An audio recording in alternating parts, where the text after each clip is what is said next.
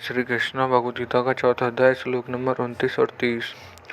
अपाना जो है प्राणा प्राण अपन तथा परामा प्राणापथानानि स्वदधा प्राणायामा प्राणन अपरे नित्याहार प्राणा प्राणस्य जो है सर्वेते यज्ञ विदो ये जो छपित कल्पमा। इसका हिंदी अर्थ दूसरे प्राणायाम प्राण ही अपनी योगी लोग अपने आप को प्राण का करके प्राण को अपने की रोक कर करके फिर प्राण में अपना का हवन करते हैं तथा अन्य नियमित आहार करने वाले प्राणों में हवन क्या करते हैं। ये सभी यज्ञों द्वारा पापों का नाश करने वाले यज्ञों को जानने वाले हैं। व्याख्या।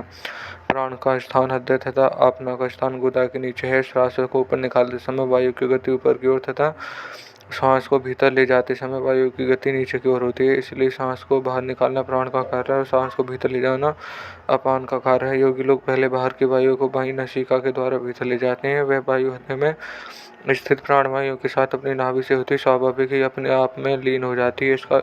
इसको पूरक कहते हैं। फिर वे प्राणवायु और अपना वायु दोनों की गति को रोक देते हैं। ना तो सांस बाहर आता है और न सांस भीतर ही जा पाता है। इसको कुंभक कहते हैं। इसके बाद वे भीतर की वायु को दाई नासिका के द्वारा बाहर निकालते हैं। वह वायु स्वाभाविक ही प्राण वायु को तथा उसके पीछे पीछे अपान वायु को साथ लेकर बाहर निकलती है। यही प्राण वायु में अपना वायु का हवन करता है। इसको रेचक कहते हैं। 4 भगवान मूत्र के पूरक, 16 भगवान के मूत्र कुंभक और 8 भगवान में रेचक किया जाता है। इस प्रकार योगी लोग पहले चंद्र नाड़ी की पूरक, फिर कुंभक और फिर सूर्य नाड़ी से रेचक करते हैं। इसके बाद सूर्य नाड़ी के पूरक तथा फिर कुंभक और फिर चंद्रनानी रेचक करते हैं। इस तरह बार बार पूरक कुंभक रेचक प्राणायाम यज्ञ रूप है। परमात्मा प्राप्ति उद्देश्य निष्काम भाव पूर्वक बिना नाम के प्राणायाम होने से सभी पाप नष्ट हो जाते हैं। नियमित आहार व्यवहार करने वाले साधक ही प्राणों में हवन कर सकते हैं। अधिक या बहुत कम भोजन करने वाला तो बिल्कुल भोजन न करने वाला यह प्राणायाम नहीं कर सकता। प्राणों में हवन करने का तात्पर्य है प्राण का और अपनेपन का अपने स्थानों पर रोक देना, न श्वास बाहर निकालना और न श्वास भीतर लेना। इस स्थिर वृत्ति को प्राणायाम भी कहते हैं। इस प्राणायाम में स्वाभाविक की वृत्तियां शांत होती हैं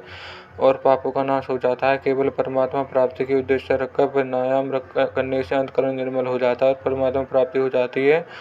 24वें श्लोक में 30वें श्लोक तक पूर्वाधार तक जिन यज्ञों का वर्णन हुआ है उनका अनुष्ठान करने वाले साधकों के लिए यहाँ सर्ववेद से पद से आया है। यह यज्ञों का अनुष्ठान करते रहने से उसके संपूर्ण पाप नष्ट हो जाते हैं और अविनाशी परमात्मा प्राप्ति हो जाती है। वास्तव में संपूर्ण यज्ञ केवल कर्मों से संबंध विच्छेद करने के लिए हैं। ऐसा जानने वाले ही यज्ञ यथार्थ यज्ञ के तत्व को जानने वाले हैं। कर्मों से सर्वथा संबंध विच्छेद होने पर परमात्मा का अनुभव हो जाता है। जो लोग अविनाशी परमात्मा का अनुभव करने के लिए यज्ञ नहीं करते परंतु इस लोक और परलोक विनाशी भोगों की प्राप्ति के लिए ही यज्ञ करते हैं, वे यज्ञ के तत्व को जानने वाले नहीं है। कारण है कि विनाशी पदार्थों की कामना ही बंधन का कारण है। अतः मन में कामना वासना रखकर परिश्रम पूर्वक बड़े बड़े यज्ञ करने पर भी जन्म मरण का बंधन बना रहता है। मिटी न मन की वासना नौ तत् भय न नाश। तुलसी कहते पचमुए दे तन को त्रास। यज्ञ करते समय अग्नि में आहुति दी जाती है। आहुति दी जाने वाली वस्तुओं के रूप पहले अलग अलग होते हैं परंतु अग्नि में आहुति देने के बाद उनके रूप अलग अलग नहीं रहते। पूरी सभी वस्तुएं अग्नि रूप हो जाती हैं। इस प्रकार परमात्मा प्राप्ति के लिए जिन साधकों का यज्ञ रूप से वर्णन किया है उनमें आहुति देने का तात्पर्य यही है कि आहुति दी जाने वाली वस्तु की अलग सत्ता रही ही नहीं, वह स्वाहा हो जाए। जब तक उसकी अलग सत्ता बनी रही है, जब तक वास्तव में उसकी आहुति दी नहीं गई, यथार्थ यज्ञ का अनुष्ठान हुआ ही नहीं। इसी अध्याय के 16वें श्लोक में भगवान कर्मों के तत्व का वर्णन कर रहे हैं। कर्मों का तत्व कर्म करते हुए उनसे नहीं बंधना है। कर्मों से न बंधने का एक ही साधन है यज्ञ। जैसे अग्नि में डालने पर सब वस्तुएं स्वाहा हो जाती हैं, ऐसे केवल लोकहित के लिए किए जाने वाले कर्म सब स्वाहा हो जाते हैं। निष्काम भाव पूर्वक केवल लोकहितार्थ के साधारण से साधारण कर्म भी परमात्मा प्राप्ति के कराने वाले हो जाते हैं परंतु सकाम भाव पूर्वक किए गए बड़े से बड़े कर्मों में भी परमात्मा प्राप्ति की नहीं होती। कारण है कि उत्पत्ति विनाशशील पदार्थों की कामना ही बांधने वाली है। पदार्थ और क्रिया रूप संसार से अपना संबंध मानने के कारण मनुष्य में पदार्थ पाने और कर्म करने का राग कहता है कि मुझे कुछ ना कुछ मिलता रहे या मैं कुछ ना कुछ करता रहूं।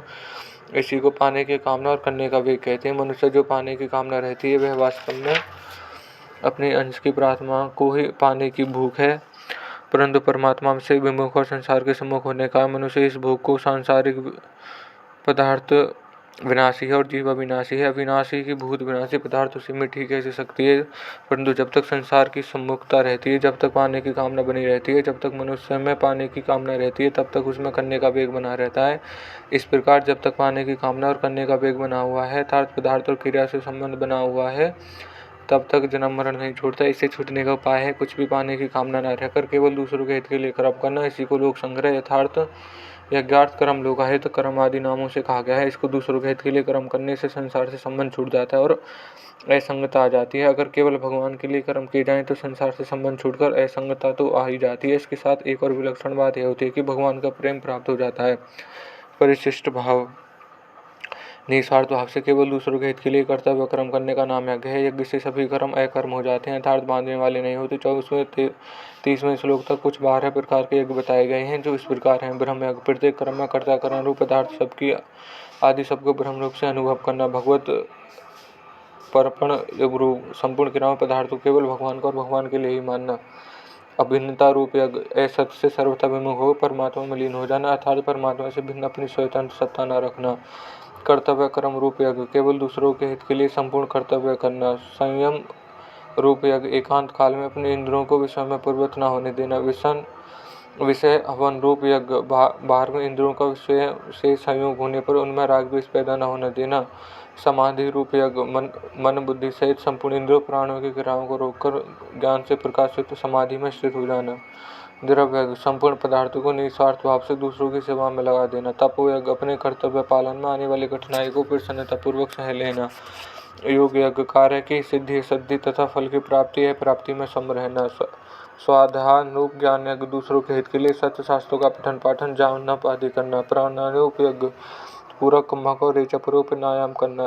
संभति वृत्ति प्राणायाम रूप यज्ञ, नियमित आहार करते हुए प्राण और अपने आप को अपने से स्थान पर रोक देना। इन सब का तात्पर्य है कि हमारी मात्र क्रियाएं एक ग्रुप ही होनी चाहिए, तभी जीवन सफल होगा। तात्पर्य है कि हमें अपने लिए कुछ नहीं करना है। क्रिया और पदार्थ के साथ हमारा कोई संबंध नहीं है, हमारा संबंध परमात्मा के साथ है जो क्रिया और पदार्थ से रहित है। संबंध 24वें श्लोक 30वें श्लोक पूर्वाधर्म भगवान कुछ 12 प्रकार के यज्ञों का वर्णन किया है और 30वें श्लोक के उत्तरार्ध में करने वाले साधकों की प्रशंसा की है। भगवान आगे के श्लोक में करने से होने वाले लाभ और न करने से होने वाली बात बताते हैं और यह श्लोक यहीं समाप्त होता है। धन्यवाद।